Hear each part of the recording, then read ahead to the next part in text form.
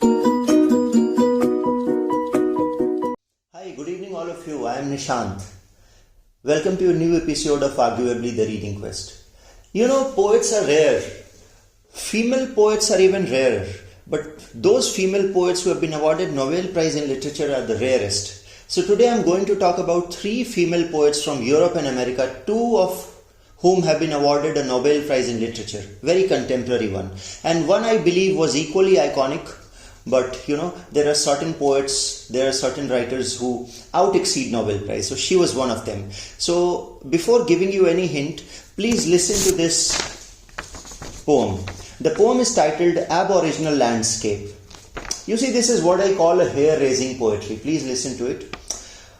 You are stepping on my father, my mother said. And indeed I was standing exactly in the center of a bed of grass. More so neatly it could have been my father's grave. Although there was no stone saying so.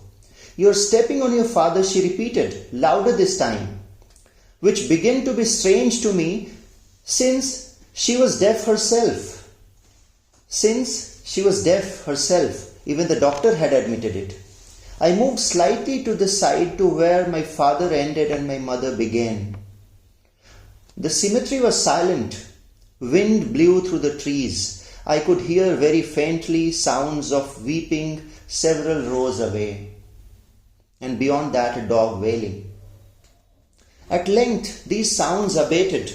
It crossed my mind I had no memory of being driven here to what now seemed a cemetery. Though it could have been a cemetery in my mind only, perhaps only a park. Or if not a park, a garden or a bower perfumed. I now realized with the scent of roses, d'ocor de vivre, filling the air, the sweetness of living. As the saying goes, at some point it occurred to me I was alone. Where had all the others gone, my cousins and sisters? This is, guys, the quintessential Louise Glück for you. She was awarded a Nobel Prize in Literature in the year 2020. And this book is published at FSG Classics. Louise Glück, titled Poems from 1962 to 2012. So, this poem that I have just recited is quintessential Louise Glück poems in every sense of the term. So the Nobel Prize in Literature of 2020 was awarded to Louise Glück for her unmistakable poetic voice that with austere beauty makes individual existence universal. There was a peach in a wicker basket. There was a bowl of fruit. 50 years, such a long walk from door to the table. This is classic Glück, distilling time, beauty and emotional ambivalence in a single clarifying gesture. So I've compiled a list of articles from New York Times, from Guardian, from Washington Post and other such well-reputed magazines where some of the contemporary poets have paid their gratitude to Louise Glück. Okay, so this is one such. Through decades of Anglo-American poetry alternating between over-intellection and misery memoir confession, Glück has continued to write poetry that is accessible despite its huge sophistication. By doing so, she has already managed without polemic to assure several generations of women that their lives are as real and as mighty as measure of the human as any man's life is.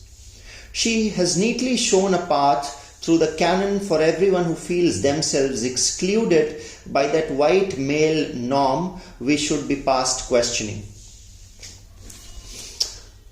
One of her books, The House on Marshland, a book full of sibling and filial jostling, start with poetic life work of revealing how extraordinary everyday life is. Even now this landscape is assembling. The hill darkens, the oxen sleep, it opens. There is nothing passive or pastoral about this, but the sense of something thrilling about to happen, writes Fiona Sampson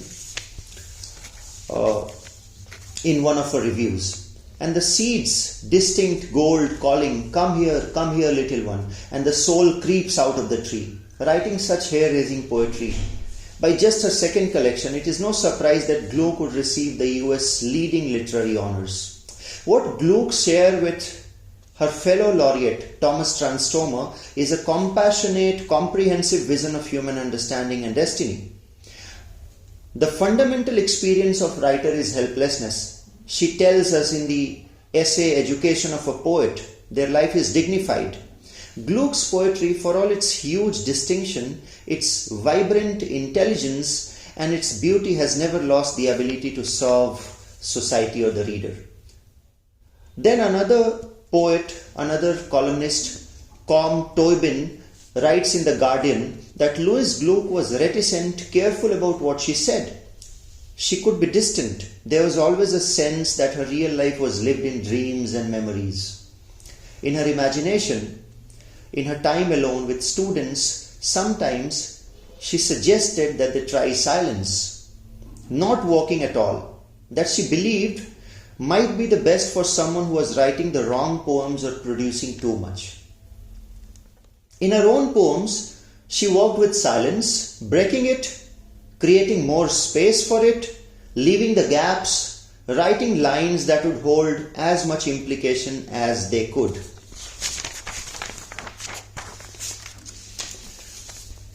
Now same Com Toibin writes in The Guardian in the same essay. If Glück wrote a poetry of statement, there was always understatement, undercurrent. The voice in the poems was close, direct, sharp, but also intimate, wounded and exposed. She was not afraid to write about pain and fear in a way that was often self-lacerating. She lived with death as the constant presences, almost as Emil Dickinson did.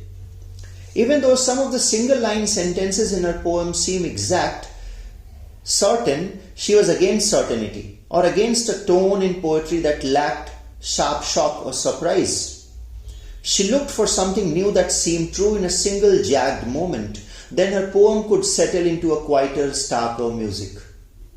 If the poem began with a clear, raw statement, then it was interesting to watch her clotting the diction using dashes, semicolons, odd breaks in line.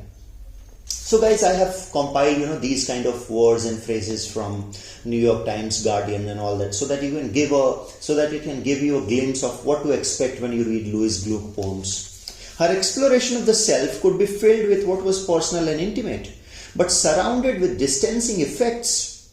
She was never openly or obviously confessional. She was never confessional, openly. The first person singular in her poem could be easy, familiar, but it was never for longing. Glück was not afraid of using words like soul or God, or making use of primal images of forest and light and dark and sun and the moon. But the poems were not abstract. They were poems of hard experiences. She didn't do innocence. The poems were filled with emotions that she knew only too well. Louise Glück, an American poet whose sharing deeply personal work often filtered through the themes of classical mythology, religion and natural world, won her practically every honor available, including the Pulitzer Prize, the National Book Award, the Nobel Prize for Literature, says Clay Risen of New York Times. But even as Louise Glück continued to weave her verse with an autobiographical thread, says Clay Risen in New York Times, there is nothing solipsistic in her later, more mature work, even as she explored intimate themes of trauma and heartbreak.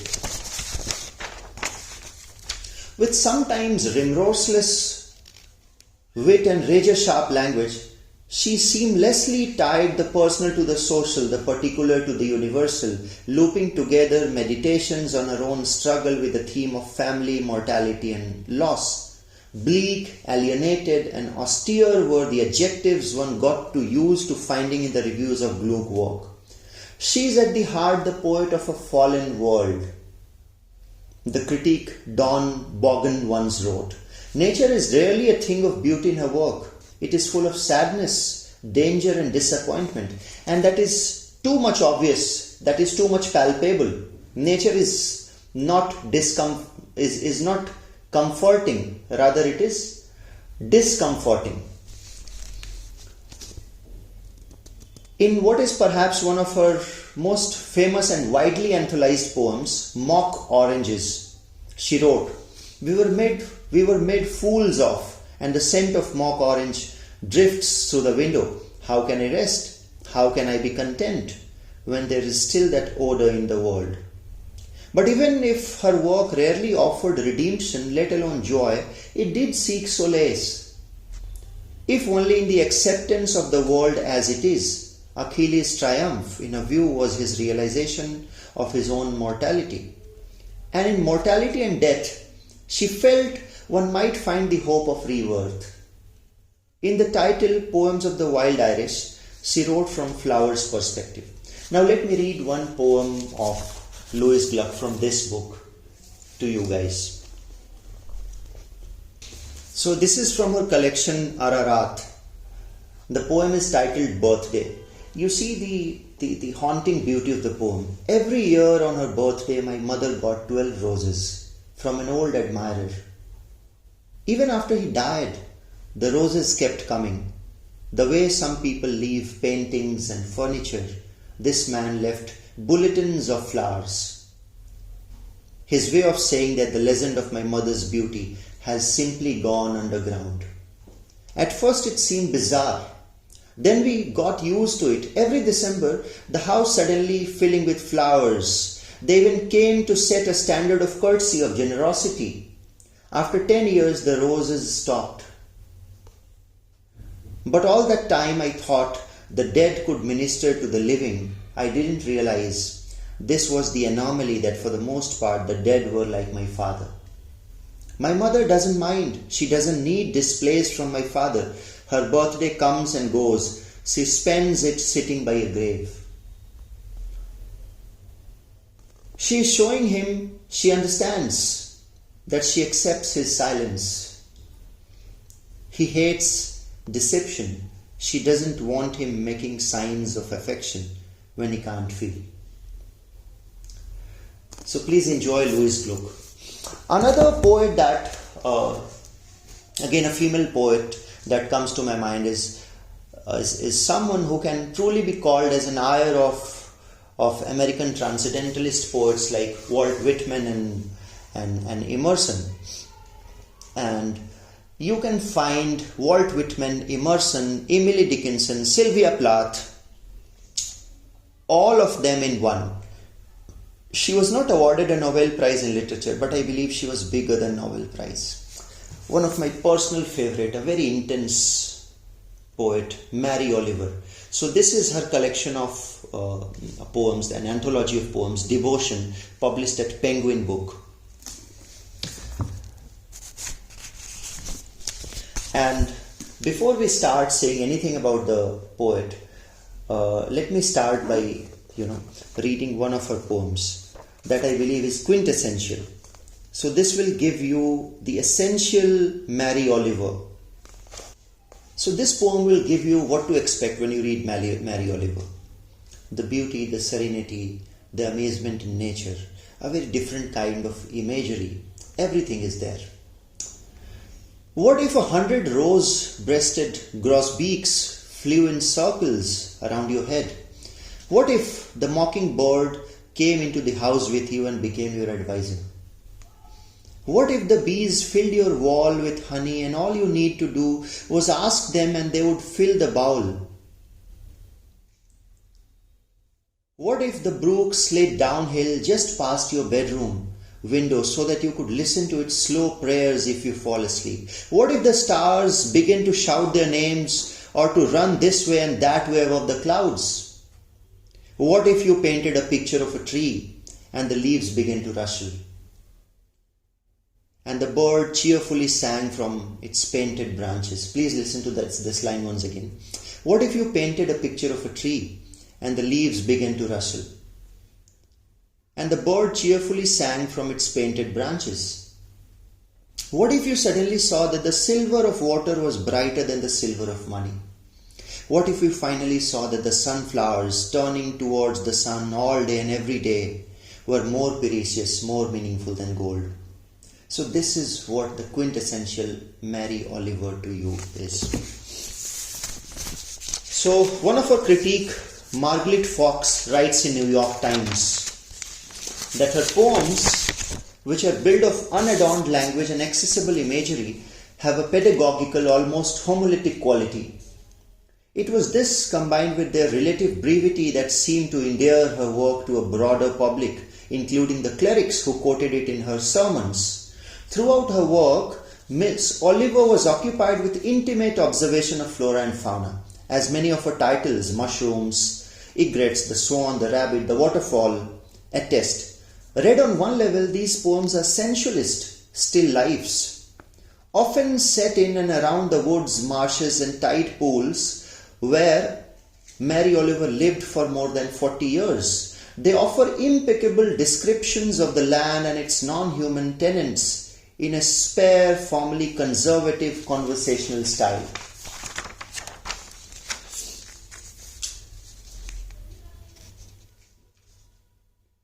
For her quite measured observation and for her fiercely private personal mien, she was compared to Emily Dickinson. Oliver often described her vocation as the observation of life, and it is clear from her text that she considered the vocation a quasi-religious one. Her poems, those about nature as well as those on other subjects, are suffused with pulsating, almost mystical spirituality, as in the work of American transcendentalists or English poets like William Blake and G.M. Hopkins. Readers were also drawn to Oliver's poem by their quality of confiding intimacy. To read one is to accompany her on one of her many walks through the woods, through the forest, or by the shore. Poems often came to her on these walks. She always conceived of these kind of poems while walking. As Nietzsche once famously said that all great thoughts are conceived while walking. She prepared for this eventuality by secreting pencils in the wood near her home. Oliver's champions, Oliver fans, argued that what lay beneath her work's seemingly unruffled surface was a dark, brooding undertow, which together with the surface constituted a cleared exploration of the individual's place in cosmos. Harrison Smith writes in Washington Post that often compared to her literary idol, R.H. Emerson, with whom she shared an abiding interest in the natural world, Oliver combined a precise, unfussy style with an almost religious devotion to examining nature. "I could not be a poet without the natural world," she wrote. "Someone else could, but not for me. For me, the door of the woods is the door to the temple." And Oliver seemed to prefer the company of dogs to people, yet her poetry was far from aloof, encompassing themes of love, prayer and beauty in warm and plain spoken style that divided critics and literary scholars, some of whom accused her of sentimentality. She also found inspiration in the Sufi writer Rumi, whom she described as a model of brevity and spiritually focused poetry. Although few poets have fewer human beings in her poems than Mary Oliver, it is ironic that few poets also go so far to help us forward, writes poet and novelist Stephen Dobbins in New York Times, reviewing one of her poems. Her work, he argued, was centered on the question of how to love the world when it is intrinsically unlovable, when nature is neither pretty nor nice and life is almost a matter of dying. I recall a quote by G.K. Chesterton, one of the most exquisite examples of paradox in English literature, that to love means loving the unlovable, to pardon means pardoning the unpardonable, to hope means hoping when everything else seems hopeless, to love means loving the unlovable, else it is no love at all. And then Mary Oliver answers to that question, which she herself posed in the poem Spring, was simple but profound. Learn to love and thus to live by attending to the world. To pay attention, this is our endless and proper work, writes Mary Oliver. Like her hero Walt Whitman, whom she would call the brother she never had, Oliver didn't only observe mushrooms growing in a rainstorm or an owl calling from a black branch. She longed to know and become the one with what she saw. She might be awed by the singing of gold flinches or in the poem's white flowers, overcome by a long nap in the field. And then at last, in one of her interview with Oprah Winfrey in O magazine, she said, "If I have any lasting worth, it will be because I have tried to make people remember what the earth is meant to look like." And that I read again as a very scathing but very subtle comment on the state of, anthropogenic disaster that capitalism has unleashed. She wrote often of mortality, but with a spirit of gratitude and completion. In circles, she pronounced herself content not to live forever, having been filled by what she saw and believed. In When Death Comes, is a poem in When Death Comes, she hoped that at the end of life she could look back and she herself can be said as a bride married to amazement.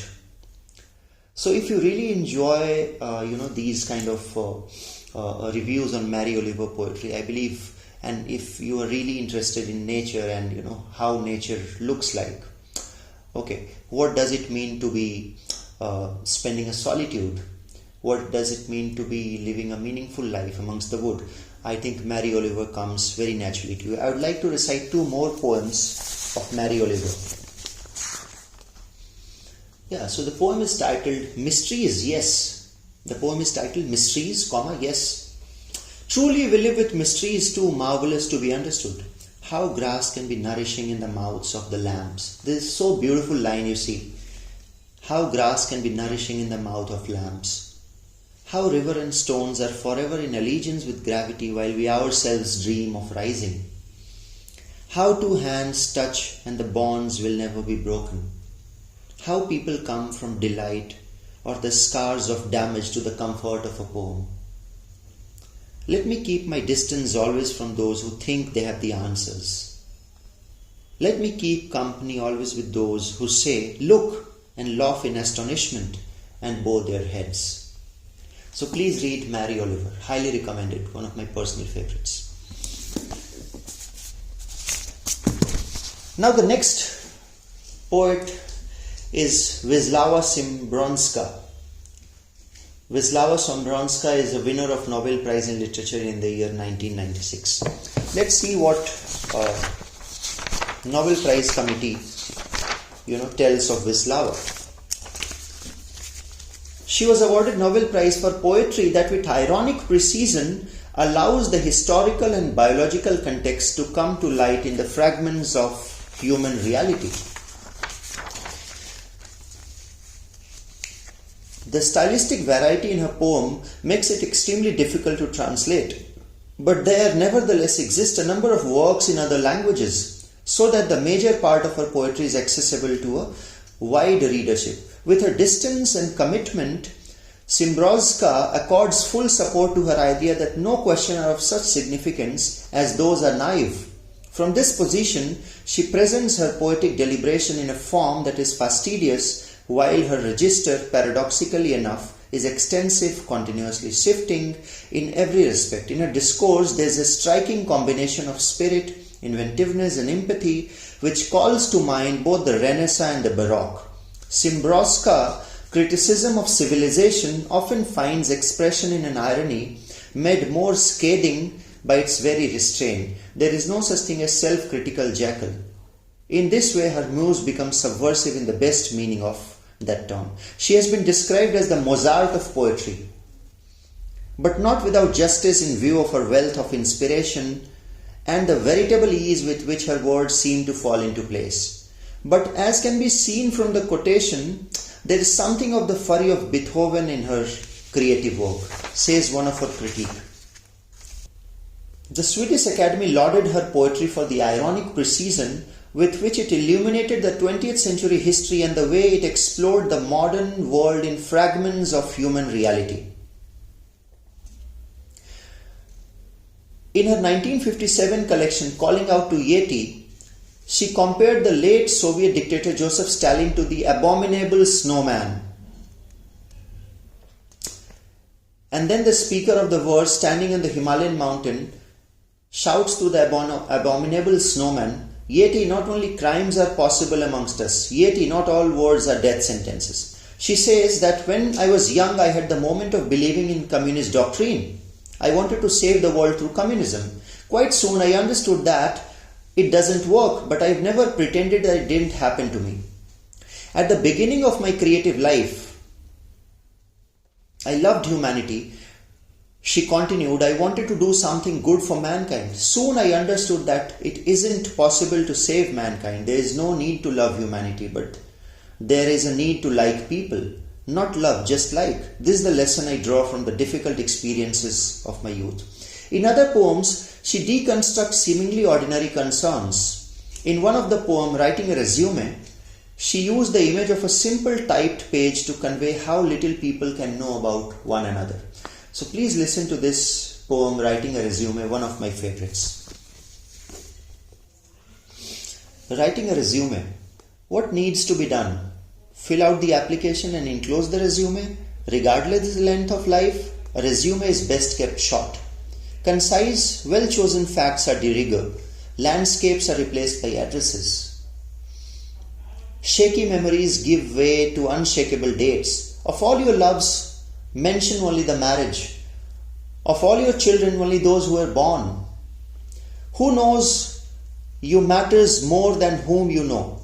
Trips only if taken abroad. Membership in what but without why. Honors but not how they were earned.